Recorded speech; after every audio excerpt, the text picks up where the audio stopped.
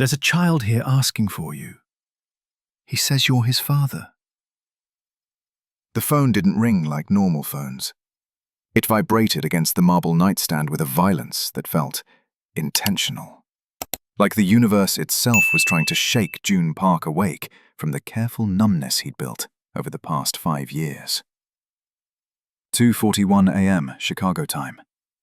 4:41 a.m. Seoul time. Not that it mattered.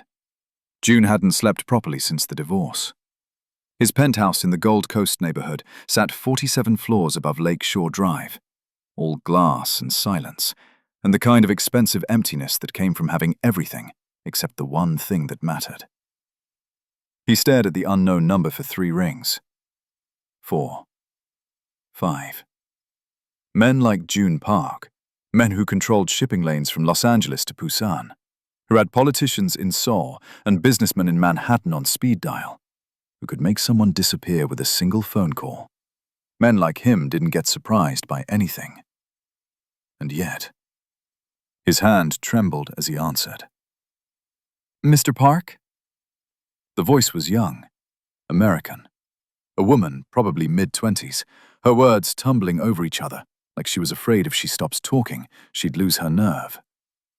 "My name is Nurse Rodriguez. I'm calling from Chicago Memorial Hospital. Sir, there's a child here, a little boy. He was brought in about an hour ago from a car accident. He's stable now, but he..." She paused, drew a breath. "He keeps asking for his father. He gave us your name, your number." Joon sat up slowly, the sheets pooling around his waist, his chest bare, except for the intricate tattoos that crawled up his neck and disappeared beneath his jawline. Dragons and phoenixes and waves. The kind of ink that told a story most people were too afraid to read. "That's impossible. I don't have a son." But even as he said it, something in his body disagreed. Something ancient and cellular. The kind of knowing that lived in bone marrow and blood type. His throat tightened. "He's 5 years old, sir. Mixed race. Korean and African American. He..." Another pause. When she spoke again, her voice had changed. Softer. Almost reverent. "He has your eyes, Mr. Park. I've never seen eyes like that on a child. Dark, but with gold in them. Like someone lit a fire behind the iris." Joon's heart stopped. Because he knew those eyes. Knew the woman who had looked at him with eyes the color of dark honey and promised him forever. Knew the child they'd never discussed, never planned for, never... Maya, his ex-wife. The woman who had vanished from Chicago 18 months ago, leaving behind nothing but a forwarding address that turned out to be fake, and a note that said simply, "I can't live in your world anymore." He'd searched for her. God, he'd torn apart half the country looking for her, called in every favor, threatened every contact. But Maya Williams had disappeared like smoke, taking with her the last piece of his heart that still functioned. And apparently, his son. Where? The word came, out like gravel. "Chicago Memorial, Pediatric ICU, 3rd floor. Mr. Park, he's asking for you. He's been through something terrible, and he just keeps saying..." She hesitated. "My daddy will come. My daddy always comes." Joon was already moving, grabbing his shirt, his keys, his phone. His private jet could be wheels up in 40 minutes. He could be in Chicago before sunrise. "I'm on my way." He didn't ask for permission, didn't offer explanations. Men like Joon Park didn't explain themselves to anyone. But as he ended the call and stood alone in his penthouse, surrounded by all the power and wealth and cold, calculated success he'd spent his entire life building, he felt something he hadn't felt in years. Fear. Not of enemies, not of business rivals or federal investigations, or any of the 100 threats that came with his position. No, this fear was different. This fear had small hands and eyes like fire, and a voice that called him Daddy. Joon Park, the most dangerous man in 3 cities, was terrified of a 5-year-old boy. Because that boy was his, and someone had hurt him. And nothing in this world, nothing in heaven or hell, would stop Joon from finding out who. The G650 cut through the darkness at 40,000 feet, and Joon sat motionless in the leather seat, staring at the photograph on his phone. Maya, pregnant. One of his men had found it in the hour since his call to prepare the jet, pulled from a social media account belonging to one of Maya's college friends, time-stamped 18 months before her disappearance. In the photo, Maya stood in front of Navy Pier, Lake Michigan glittering behind her, one hand resting on a belly that was unmistakably, beautifully round. She was smiling in a way she never smiled around him. Joon's jaw tightened until the muscles ached. How? How had he not known? He had access to surveillance systems, contacts in hospitals, an entire network of information that stretched across 3 continents. And yet this woman, his woman, had hidden an entire pregnancy from him, had given birth somewhere off his radar, had raised his son for 5 years without a single trace. The betrayal should have made him angry, should have ignited the cold, calculating fury that had built his empire and destroyed his enemies. Instead, he felt something worse, something that felt terrifyingly like grief. His phone buzzed. His head of security in the States, Jackson Chen. "Sir, I have more information on the boy." "Talk." "His name is Elijah Marcus Williams, born at a private clinic in Denver 5 years ago. Maya listed the father as unknown on the birth certificate." Jackson paused. "She moved around a lot. Denver, then Phoenix, then Austin, then back to Chicago about 8 months ago. Always cash, always short leases. She was running, sir. From you or from someone else, I don't know yet." Joon closed his eyes. Elijah. His son's name was Elijah.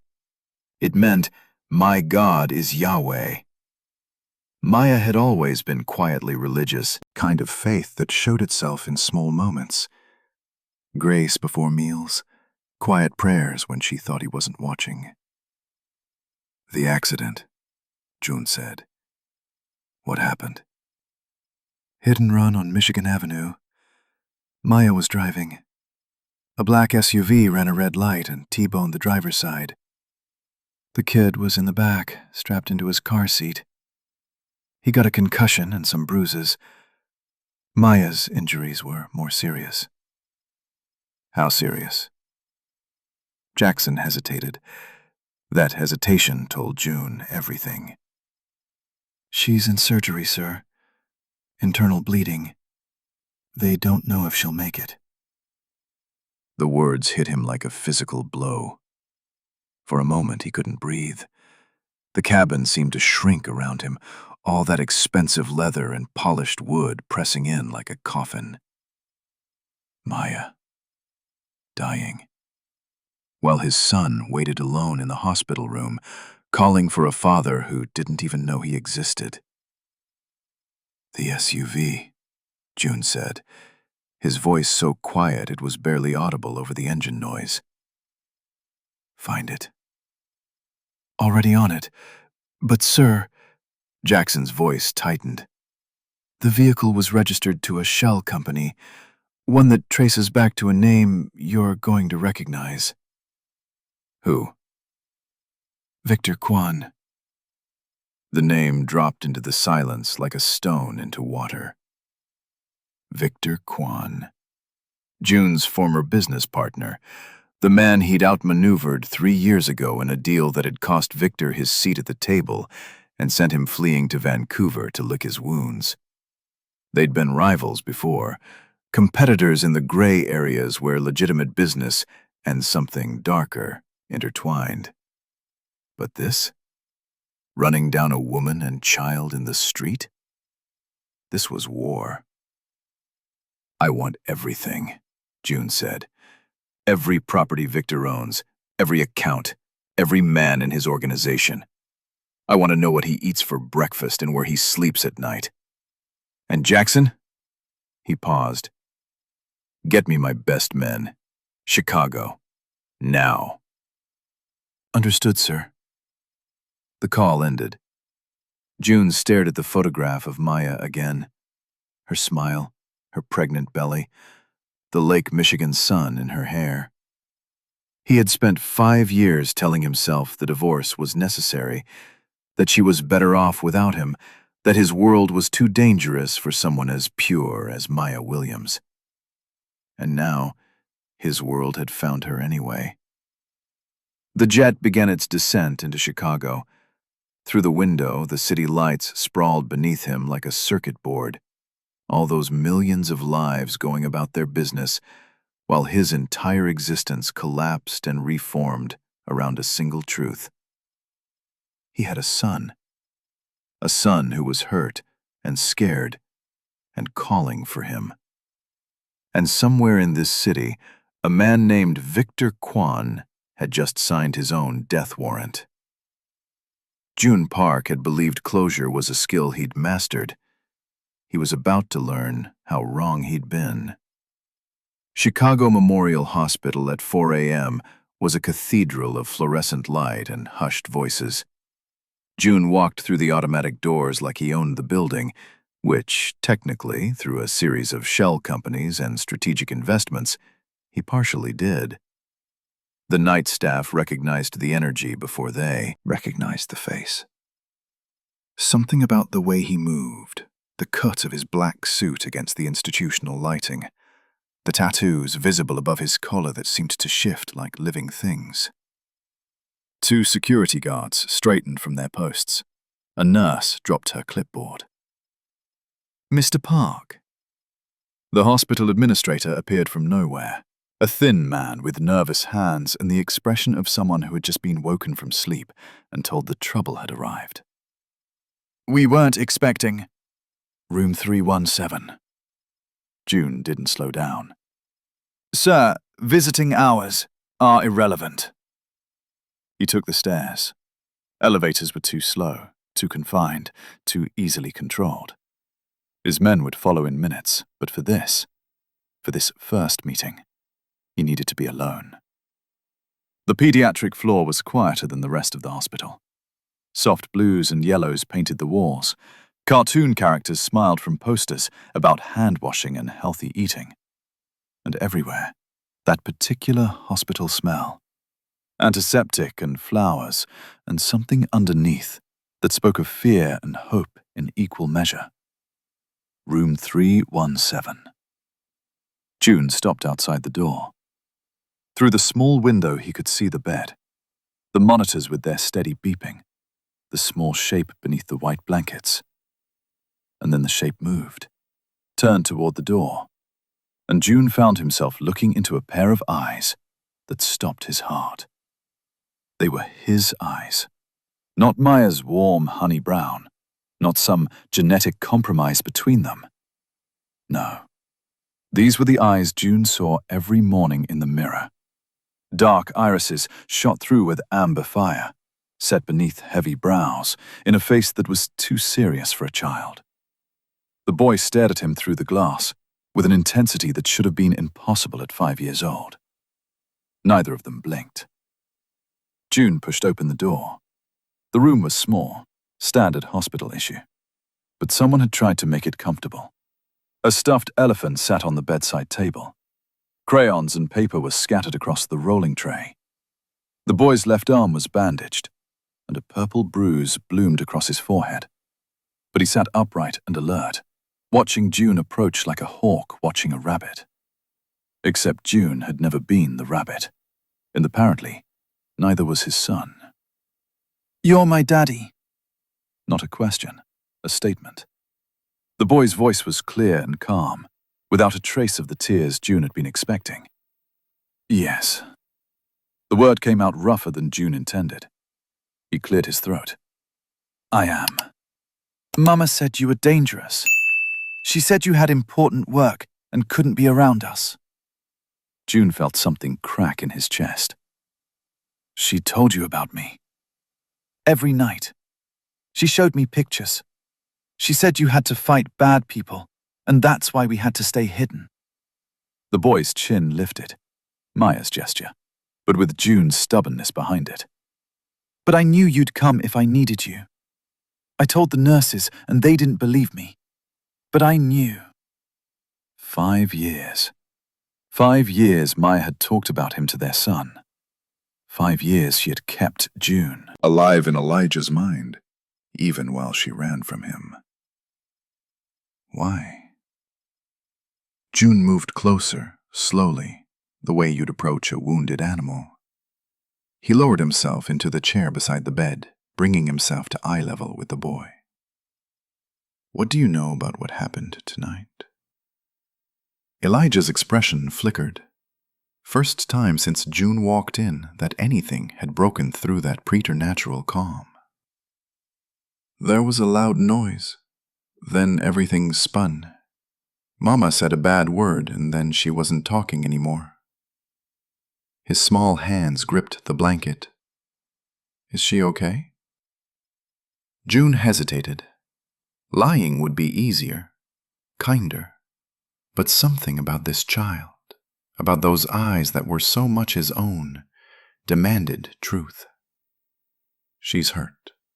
The doctors are helping her. Elijah nodded slowly, processing, calculating. God, the boy even thought like him. The bad people found us, Elijah said quietly. Mama said they might someday. She said if they did, I should find you. That you were the only one who could keep me safe. The crack in June's chest widened into a canyon. Maya had run from him, hidden from him, kept his son from him for 5 years. But in the end, when the danger came, she had told Elijah to find him. Whatever she believed about his world, about his darkness, she still believed in his protection. The bad people who hurt your mama, June said carefully. Do you remember anything about them? Elijah was quiet for a long moment. Then, the car that hit us was black, big. The window was down, and I saw a man inside. He had a scar on his face. The boy touched his own cheek, drawing a line from eye to jaw. Right here. June filed that away. A scar. Identifying marks. He would find every man who worked for Victor Kwan until he found the one who matched that description. And then he would teach them what happened to people who hurt his family. Daddy? Elijah's voice was smaller now, younger. The mask of composure finally cracking to show the frightened child beneath. Will you stay? June reached out, slowly, carefully, and placed his hand over his son's small fist. I'm not going anywhere. Not ever again. Maya Williams woke to pain and white light and to the impossible sight of Joon Park standing at the foot of her hospital bed. For a moment, she thought she was dreaming. Or dying. Maybe both. No. The words scraped out of her throat like broken glass. No, no, no. She tried to sit up, and agony exploded through her midsection, forcing her back against the pillows. June didn't move, just stood there in his black suit and his cold composure, watching her with those eyes she'd spent 5 years trying to forget. Elijah is fine, he said. He's sleeping down the hall. My men are with him. My men. The words sent ice through her veins. This was exactly what she'd run from.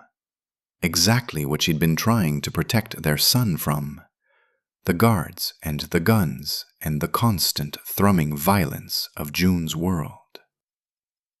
How did you... She stopped, swallowed, forced herself to think past the morphine haze. Elijah called you, didn't he? You taught him my number. Maya closed her eyes. Yes, she had. Because even after everything, after the divorce, the disappearance, the years of running, she had never been able to cut Joon out completely. Some part of her had always known that if the worst happened, Elijah would need his father. She just hadn't expected the worst to happen so soon. Maya? Joon's voice was closer now. She opened her eyes to find him standing beside her bed, his hand resting on the rail, like he wanted to touch her, but didn't trust himself. Why did you run? The question hung in the air between them. 5 years of silence, 5 years of secrets, and now, in this hospital room, with her body broken and her son in danger, Maya realized she couldn't carry them anymore. Because I was pregnant. Her voice cracked. Because your business partner, former business partner, found out before you did. And he came to me with photographs. Joon went very still. That particular stillness that meant someone was about to die. What photographs? Of my mother's house in Atlanta, my sister's apartment in Brooklyn, my best friend's daughter's preschool in Evanston. Maya felt the tears burning behind her eyes but refused to let them fall. Victor said if I didn't leave you, if I didn't disappear completely, he would kill everyone I loved, starting with our baby. The silence stretched. Maya watched emotions flicker across Joon's face, fury, guilt, anguish, before the mask slammed back down. He threatened you, and instead of telling me, what would you have done? The words burst out of her, sharp with 5 years of suppressed anger. Started a war? Do you know how many people would have died? My family, Joon. My mother, my sister.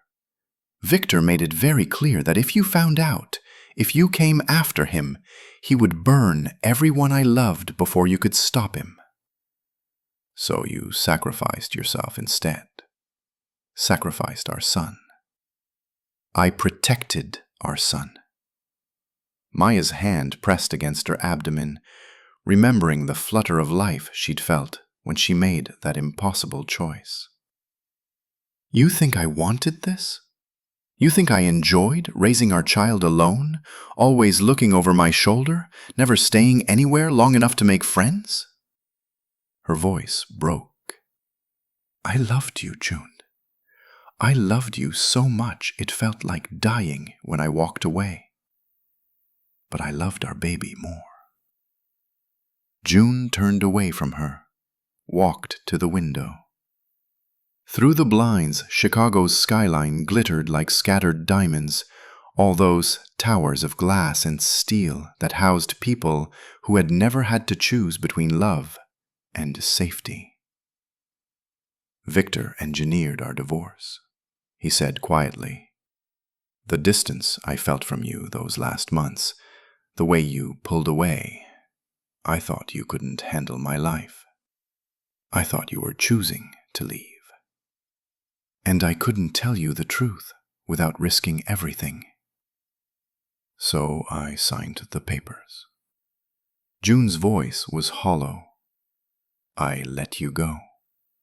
And I've spent 5 years believing you. Stopped loving me. Maya watched his back, the rigid line of his shoulders. the way his hands curled into fists at his sides. She had forgotten how much emotion he carried in his body when his face revealed nothing. "I never stopped loving you." The words were barely a whisper. "But love wasn't enough to keep our son safe." Joon turned back to her. And for the first time since he'd walked into her hospital room, Maya saw something other than anger in his eyes. She saw grief. "Victor found you anyway," he said. "After 5 years of hiding, of running, of giving up everything, he found you anyway." "Yes." The admission tasted like ash. "And now you know everything. So what happens next?" Joon moved toward her, slowly, like approaching something sacred. He stopped at her bedside and reached out to brush a strand of hair from her forehead, the same gesture he'd made 1,000 times when they were married. "Next," he said softly, "I destroy Victor Kwan. I dismantle everything he's built. And then I bring you and Elijah home." Maya caught his hand before he could pull away. "Your world will change." His fingers tightened around hers. "I should have protected you 5 years ago. I failed. But I won't fail again. Not you, not our son. Whatever I have to become, whatever I have to sacrifice, I will never let anyone hurt my family again." The news spread through the underworld like fire through dry brush. Joon Park has a son. Within 24 hours of Joon's arrival in Chicago, Victor Kwan knew that his leverage had been exposed. Within 48 hours, so did everyone else who mattered. The families in New York, the syndicates in Los Angeles, the cartels who moved product through Seattle's ports. Joon Park, the man who had built an empire on being untouchable, suddenly had something to lose. Victor sat in his Vancouver penthouse, sipping 20 years scotch and watching the sunrise paint the mountains gold. His phone had been buzzing all morning with calls he had no intention of answering. Everyone wanted to know his next move. He smiled. The hit on Maya had been a test, a way to see how Joon would react when his carefully guarded secret was blown wide open. And Joon had reacted exactly as Victor predicted. He had flown to Chicago within hours, had stationed men at the hospital, had moved his son to a private floor with security that rivaled a military installation. Predictable, emotional, weak. "Sir." His lieutenant appeared in the doorway. "The Koreans are on line 2. They're concerned." "They should be." Victor swirled his scotch. "Tell them we're accelerating the timeline. Joon Park thinks he can protect his family? We're going to show him how wrong he is." The phone rang again. This time Victor answered. "Victor?" The voice on the other end was smooth, cultured, with just a trace of a Seoul accent. "I hear you've been busy." "Just business, Chairman Lee. Nothing personal." "Joon Park's child is nothing personal?" Victor's smile widened. Chairman Lee was the head of the oldest crime family in Korea. The one that had mentored Joon, had built him up, had watched him surpass them all. If Lee was calling, it meant the old guard was scared. Good. "Joon Park has had this coming for years," Victor said. "He humiliated me, took everything I built. Now I'm returning the favor. By targeting a child, by targeting his legacy." Victor stood, walking to the window. Below, Vancouver sprawled in morning light, all glass and water, and the promise of a new day. "Joon thinks he's untouchable because he's smart and ruthless and surrounded by loyal men. But loyalty only lasts as long as strength. The moment people see him as vulnerable, the moment they realize he has something more important to him than power, everything changes." You're playing a dangerous game. No. Victor's voice hardened. I'm finishing one. Joon Park took 3 years of my life. He cost me everything I worked for. Now he has a son and a woman he can't protect. Not really. Not from me. He paused. And not from all the others who'll come after him, once they realize the great Joon Park has a weakness. Silence on the line. Then, if you move against the child directly, you'll have every family in the country against you. I don't need to touch the child. Victor laughed softly. I just need to make Joon think I will. Force him to react, to make mistakes, to show the world that he's not a king anymore. He's just a desperate father scrambling to protect something he can't hide. And if he comes for you, he will. Victor raised his glass to the sunrise. I'm counting on it. 3,000 miles away, in a Chicago hospital room converted into a command center, Joon received the same intelligence his enemies were discussing. Everyone knows. Jackson Chen's voice was tight. The Tanaka Group in LA, the Bratva crews in Brooklyn, the Gulf connections in Houston, they're all watching to see what you do next. Joon stood by the window, looking out at Lake Michigan. The water was steel gray under a winter sky, endless and cold. Let them watch. Sir, with respect, this changes everything. You've spent 15 years building a reputation as a man without weaknesses. Now you have 2. A woman, a child. Every enemy you've ever made, every competitor you've ever outmaneuvered. I know. They'll see this as an opportunity. Victor Kwan's already put word out that he's the one who found Maya. He's positioning himself as the man who exposed your secret. Others will follow. They'll test your defenses, probe for weaknesses. Jackson paused. You need to respond. Make an example. Show them that targeting your family is a death sentence. No. The word fell into the silence like a stone. Jackson blinked. Sir? No examples. No public responses. No war. Yet. Joon turned from the window. His eyes were calm, but Jackson had known him long enough to see the storm building behind them. Victor wants me to react.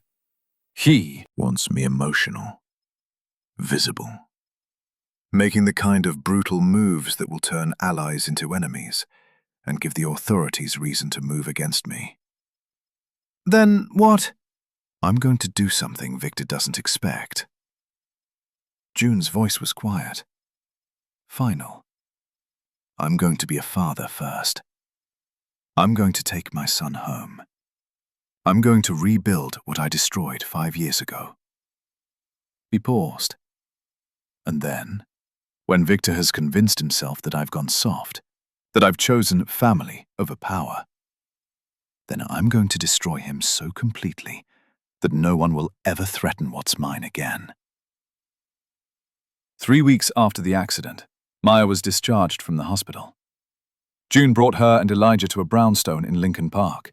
Not his usual penthouse, but something quieter. A home instead of a fortress. The gesture was not lost on her. This isn't your style, she said, standing in the living room with its worn hardwood floors and exposed brick walls. Through the bay window, she could see a small backyard with a swing set. Since when do you do cozy? Since I have a son who needs a place to play. Joon was watching Elijah explore the kitchen, opening cabinets and drawers with the systematic curiosity of a child, cataloguing his new territory. My penthouse has a view. This has a childhood. Maya felt tears burn behind her eyes. She had spent 5 years building a life without him. Small apartments, cash payments, always ready to run. And now here was Joon Park, the most dangerous man she'd ever known, buying a house with a swing set. We need to talk, she said quietly. About the divorce. About what really happened. Joon stiffened, but he nodded. Elijah, there's a television in the den. Why don't you find something to watch while I talk to your mother? Elijah looked up from the cabinet he was inspecting, the one that held an impressive collection of snacks Joon must have bought specifically for him. Is this about the bad man who hurt Mama? In a way. The boy nodded solemnly and disappeared into the den. A moment later, the sound of cartoons drifted through the house. Joon watched his son go, with something like wonder on his face. He's remarkable, he said softly. You raised him well. I raised him alone. Maya's voice hardened. Because you let Victor Kwon threaten me out of our marriage. Joon flinched. Actually flinched. Maya had never seen him do that before. I didn't know. Would it have mattered? She stepped closer, years of suppressed fury rising to the surface. If I had told you, if I had come to you with Victor's threats, what would you have done? Started a war? Killed him? And then what? Another enemy would have come, and another. Because that's your life, Joon. That's the world you built. Violence begetting violence forever. So you chose to leave instead. I chose to survive. Maya's voice cracked. I chose to give our son a chance at a normal life, away from guards and guns and enemies who would use him as leverage against you. She gestured. Around the brownstone. And now here we are anyway. Victor found us, tried to kill us, and you're right back in the middle of my life, promising to protect us from a world that you created. I know. Joon's voice was quiet, broken in a way she'd never heard before. I know what I am, Maya. What I've done. What I've built. He reached out, slowly, and took her hands in his. But I need you to understand something. What? The divorce. His jaw tightened. I didn't sign those papers because I stopped loving you. I signed them because I thought you stopped loving me. Maya stared at him. What are you talking about? Those last few months before you left. You pulled away, stopped talking to me, couldn't meet my eyes. Joon's grip on her hands tightened. I thought you finally saw me for what I really was. A monster wearing a businessman's suit. I thought you were disgusted. I was terrified. The truth spilled out of her like blood from a wound. Victor showed me photographs, Joon. My mother's house, my sister's children. He told me exactly what he would do to them if I didn't leave you, if I told you anything. So the distance was me trying to protect everyone I loved by becoming a stranger to the man I loved most. Maya was crying now, tears streaming down her face. I didn't stop loving you. I was dying inside every day, pretending I didn't want you. And you just let me go. Joon pulled her into his arms. She resisted for a moment, 5 years of walls and defenses screaming at her to pull away, but then his warmth surrounded her, and she collapsed against his chest, like a building finally giving in to gravity. I'm sorry. His voice was rough against her hair. I'm so sorry. I should have fought for you, should have questioned the change instead of accepting it. I was so convinced that I wasn't worth fighting for that I let you walk away. We both made mistakes. Maya pulled back enough to look at his face, the face she'd loved since the night they met, the face she'd dreamed about for 5 years of lonely nights. But right now, I need to know. What happens next? To us. To Elijah. Next? Joon cupped her face in his hands, wiping her tears with his thumbs. Next, I keep my promise. I protect our family. I destroy the man who threatened you. And then... He paused. Then I become the man you and Elijah deserve. Whatever that takes. Victor made his move on a Tuesday. Joon was at the brownstone, helping Elijah with a puzzle, a 1,000-piece image of the Chicago skyline that the boy had requested specifically, when Jackson called. "We have a situation. Victor's men grabbed 2 of our distributors in Seattle. He's demanding a meeting." Joon looked at Elijah, who was carefully fitting pieces together with a concentration that was almost frightening in its intensity. The boy didn't look up, but something in the set of his small shoulders told Joon he was listening. "Daddy has to take this call, buddy. I'll be right back."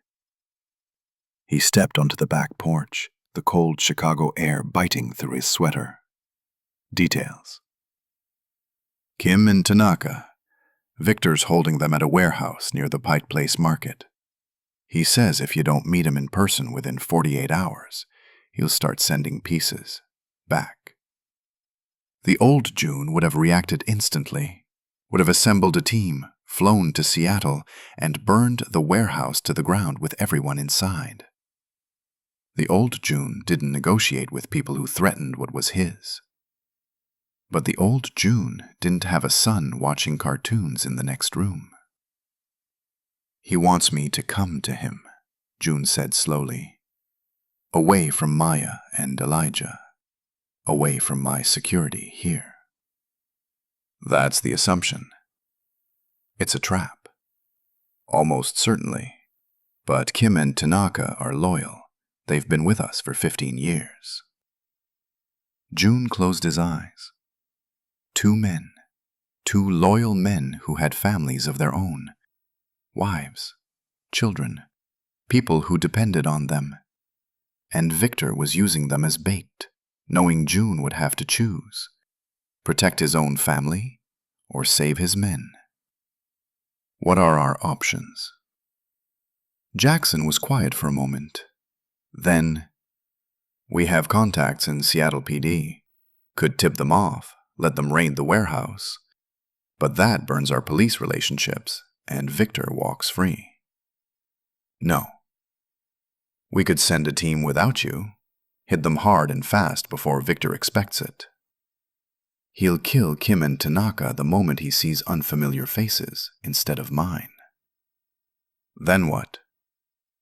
Joon opened his eyes. Through the glass door, he could see Elijah still working on the puzzle. The boy had finished an entire section, the Hancock Center rising from a sea of fragmented pieces, and was reaching for more.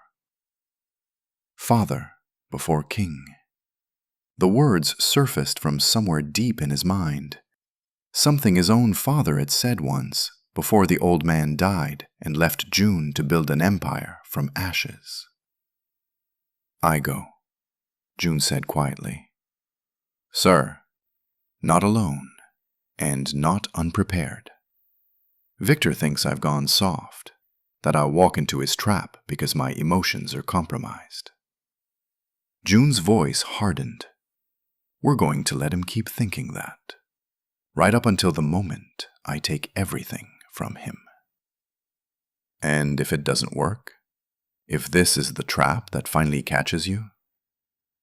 Joon thought about Elijah, about Maya, about the life he was only beginning to understand he could have. "Then I die protecting what matters. But Victor Kwon is not going to take my family from me. Not today. Not ever." He paused. "Get me flights to Seattle. And Jackson, call in everyone. Everyone. It's time to end this." The warehouse smelled like fish and rust and violence waiting to happen. Joon walked in alone, just as Victor had demanded. His footsteps echoed against the concrete floor, past stacks of shipping crates and the distant sound of water lapping against pilings. The Seattle waterfront at night was a labyrinth of shadows, and somewhere in that darkness, Victor Kwan was watching. You actually came. Victor's voice preceded him, smooth and satisfied. He emerged from Behind a stack of crates, flanked by 4 men with the bulges of weapons visible beneath their jackets. I wasn't sure you would. The great Joon Park, walking into an obvious trap. Love makes men stupid, doesn't it? Kim and Tanaka were tied to chairs in the center of the warehouse, bloodied but alive. They watched Joon approach with a mixture of hope and shame. Hope that their boss had come for them. Shame that he'd had to. Let them go. Joon's voice was flat. Your quarrel is with me. My quarrel? Victor laughed. No, Joon, this isn't a quarrel. This is a reckoning. You took everything from me. My business, my reputation, my future. He stepped closer, close enough that Joon could see the hatred burning in his eyes. And now I'm going to take everything from you. Starting with these 2. Then your son. Then that pretty ex-wife. He smiled. I'll send them to you, piece by piece. And you'll watch everything you love die before I finally let you join them. Joon didn't move, didn't blink. Are you finished? Victor's smile faltered. What? Your speech, your threats, your villainous monologue. Joon's voice was utterly calm. Are you finished? Because I have somewhere to be. You... Victor's face contorted with rage. You're standing in my warehouse, surrounded by my men. Your people are tied up and bleeding. And you're asking if I'm finished? Yes. Joon checked his watch, a casual gesture that made Victor's eye twitch. My son has a bedtime story at 8. I promised I'd be there. So if we could wrap this up. The gunshot came from outside the warehouse. Then another. Then a cascade of sounds, screaming, running feet, the distinctive pop, pop, pop of suppressed automatic weapons. Victor spun toward the noise, but it was already too late. The doors burst open. Jackson Chen led the assault, flanked by 20 of Joon's best men, moving with the precision of a military operation. Victor's guards went down in seconds, not killed, but incapacitated, because Joon had given specific orders about unnecessary violence. Victor tried to run, didn't get 3 steps before Joon caught him by the collar and slammed him against a shipping crate with enough force to crack the wood. You threatened my wife. Joon's voice was barely above a whisper, but it carried the weight of an empire. You tried to kill my son. You took 3 years of our lives because you couldn't accept that I was better than you. He leaned closer, his eyes burning with the gold fire that Elijah had inherited. And now you're going to learn what happens to people who touch what's mine. Victor's face was pale, his earlier confidence shattered. Kill me, and my organization will... I'm not going to kill you. Joon released him and stepped back. Death would be too easy, too quick. He nodded to Jackson, who handed him a tablet displaying a series of documents. Over the past 3 weeks, my people have been very birds. Your accounts in Vancouver, your properties in Seattle, your contacts in Seoul. Every piece of your empire, transferred, seized, or exposed. Victor grabbed the tablet. His face went gray as he scrolled through the evidence of his own destruction. The FBI has your trafficking records. The IRS has your financial history. The Koreans have your communications with their enemies. June's voice was ice. By this time tomorrow, you'll have nothing. No money, no allies, no power. You'll spend the rest of your life looking over your shoulder, running from people who used to work for you, knowing that everything you built has been erased. You can't! I already did. June turned away. Enjoy your freedom, Victor, for however long it lasts.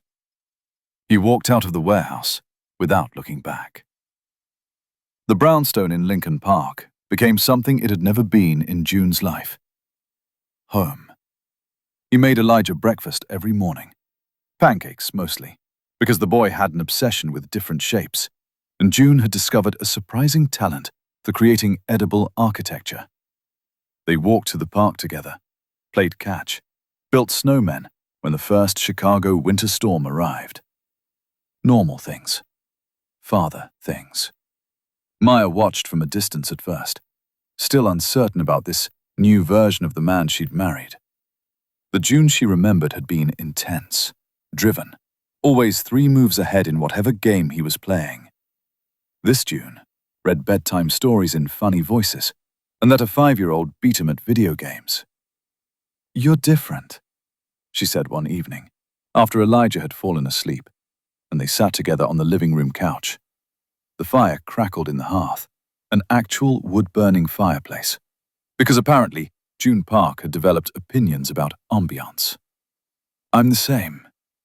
He was staring at the flames, his profile sharp against the warm light. "I was always this person. I just forgot." "What made you remember?" "A phone call at 2:41 in the morning." He turned to look at her. "A nurse, telling me my son was asking for me. A boy with my eyes, who believed I would come even though I didn't know he existed." He paused. "You raised him to believe in me, Maya, even while you were hiding from me. Why?" Maya drew her knees up to her chest, a protective gesture she developed years ago. "Because he deserved a father, even if it was just a story. Even if you never came." She swallowed. "And because I couldn't hate you, no matter how hard I tried. You were the love of my life, June. Running away didn't change that." He reached for her hand, slow, careful, giving her time to pull away. She didn't. "I want to try again," he said quietly. "Not the marriage we had before. That marriage was built on secrets and fear and my own blindness. But something new, something real." His thumb traced circles on her palm. "I can't promise to leave my business entirely. Too many people depend on me. But I can promise to do things differently, to prioritize you and Elijah, to never let my world touch you again." "How?" Maya's voice Cracked. "How can you promise that?" "Because I've already started." He pulled out his phone, showed her a document on the screen. 30% of my legitimate holdings transferred to a charitable foundation. My shipping routes restructured to eliminate anything questionable. My security teams reduced and reassigned. He met her eyes. "I'm not becoming a saint, Maya, but I'm becoming something better than I was. Something Elijah can be proud of." Maya looked at the document, at the numbers and signatures and legal language that represented a fundamental transformation of the empire June had spent 15 years building. "You're giving it up," she said slowly. "Your power, your position, everything you worked for." "I'm keeping what matters." He set the phone aside and cupped her face in his hands. "I lost you once, because I didn't know how to choose between my family and my empire. I'm not making that mistake again." She kissed him, softly at first, then deeper. 5 years of longing pouring out in a single moment of connection. His arms wrapped around her, and she felt, for the first time since that terrible night when Victor's men had run them off the road, truly safe. "I love you," she whispered against his lips. "I never stopped. I tried so hard, but I never stopped." "Then stop trying." He pulled back just enough to look into her eyes. "Stay. Not because I can protect you, not because you're scared. Stay because you love me. Because we love each other. Because our son deserves to grow up with both his parents." Maya thought about the years of running, the fear, the loneliness, the endless nights when she'd lain awake, wondering if she'd made the right choice. "Yes," she said. "Yes." The transformation of Joon Park's empire was not subtle. Within 3 months of the Victor Kwan incident, the business world noticed.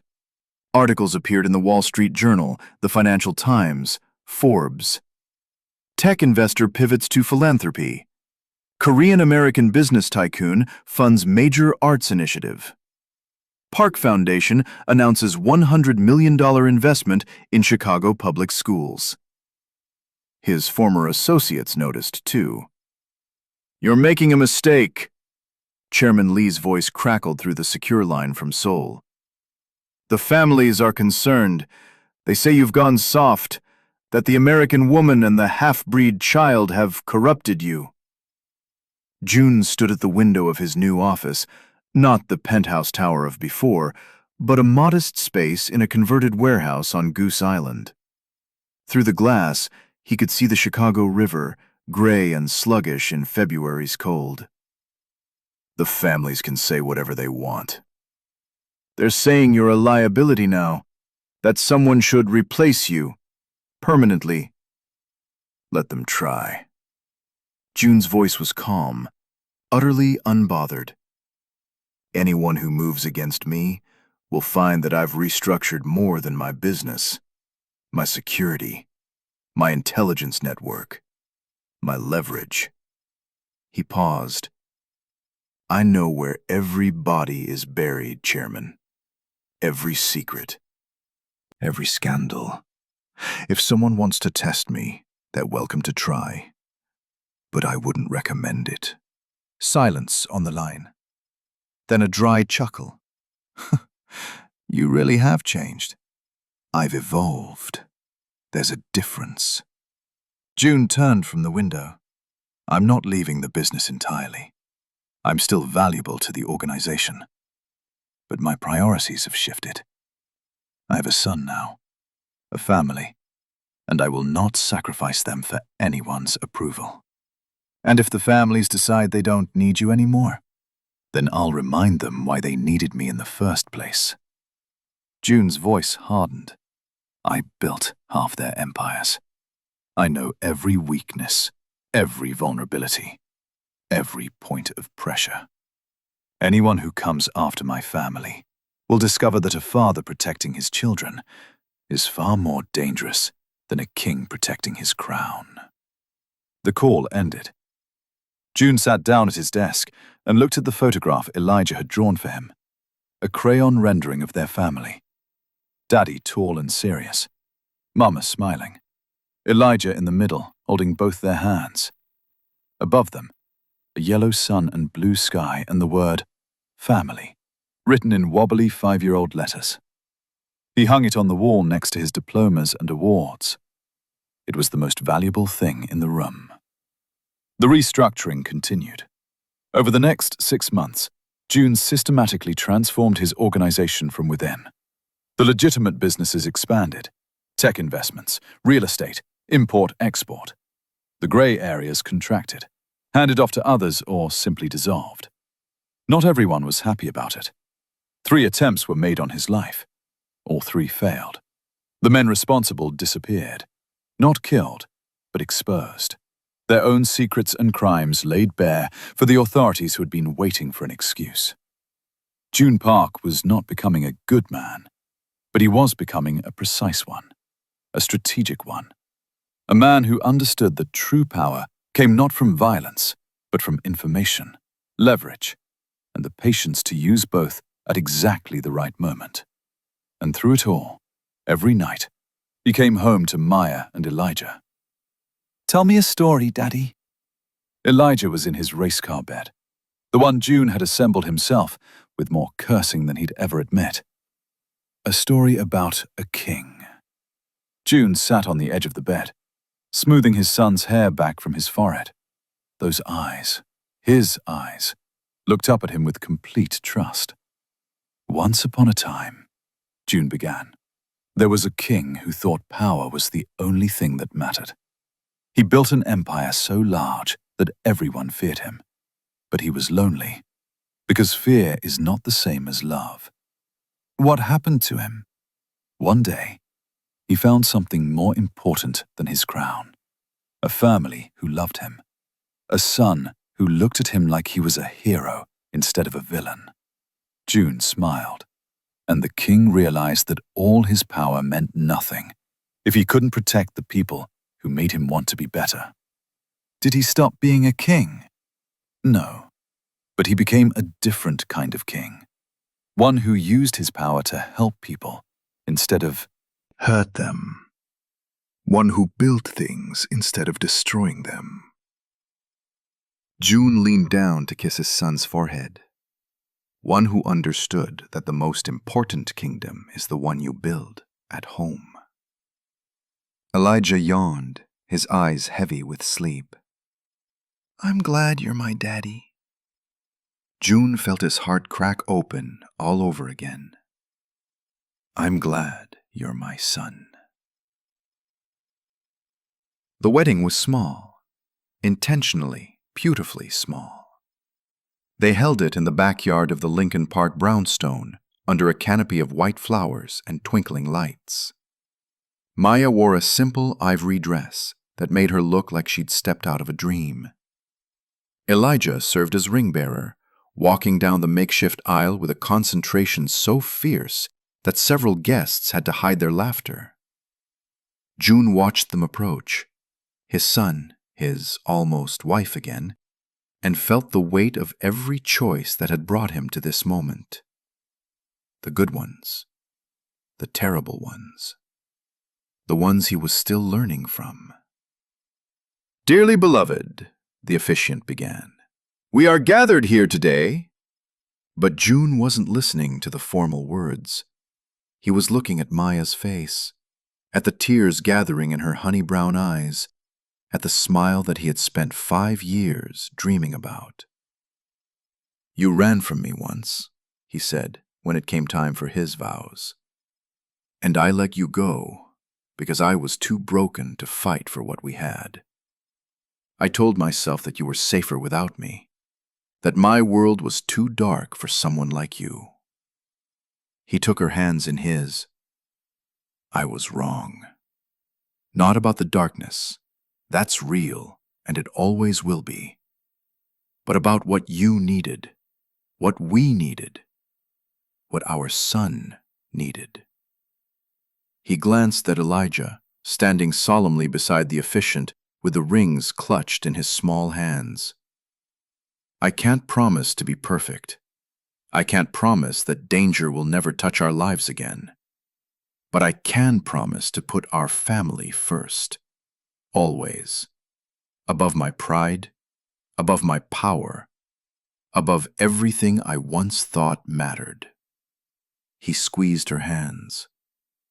"Maya Williams, I choose you. I choose us. I choose the family we've built and the future we'll create together." Maya was crying openly now, tears streaming down her face.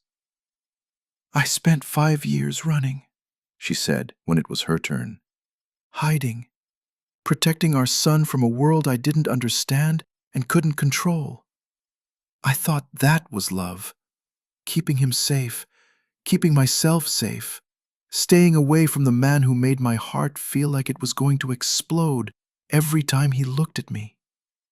She laughed, a wet, broken sound. But safety without love is just another kind of prison, and I'm done being afraid. She reached up to touch his face, the strong jaw, the fire-gold eyes, the man she had loved and lost and found again. Joon Park, I choose you too. Not because you can protect us, not because you've changed, but because you're the only person I've ever wanted to build a life with. You're the only person who has ever seen all of me, the brave parts and the scared parts, and the parts I'm still discovering, and loved me anyway. The officiant cleared his throat. The rings? Elijah stepped forward with the solemnity of a 5-year-old who understood that this moment was important, even if he didn't fully understand why. He handed the rings to his parents, then stepped back and watched with those serious golden eyes. The rings slid on.